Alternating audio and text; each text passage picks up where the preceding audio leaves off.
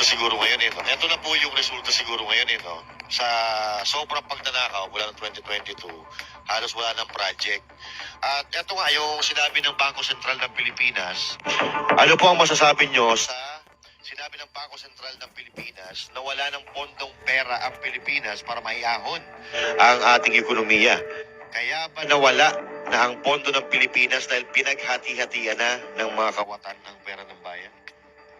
Yeah. Obvious naman yon na yung pondo ng Pilipinas ay dinanakaw lamang at pinaghahati-hatian nila. Malinaw, no? Malinaw.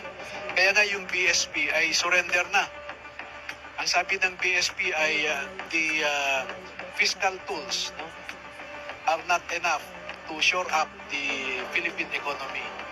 Kahit anong remedyo mo na sa mga financial tools natin, wala na. Surrender na ang BSP. Do you think itong mga pinapangako ng administrasyon, like maraming plano sila eh, ng mga proyekto ng gobyerno na gagawin, kung ito ang sinasabi ng Bangko Sentral ng Pilipinas, ano kaya mangyari? Matutupad pa kaya itong mga pangako nila?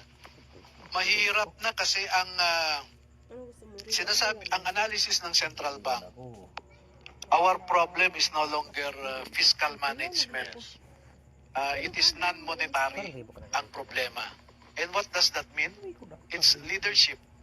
It's the political environment. It's the reputation of the Philippines vis-a-vis mga international credit institutions. No? Wala na silang tiwala sa atin eh. In fact, if you look at the outflow of yung mga portfolio investments, no? As of yung last year, umaabot ng mga $10 billion eh.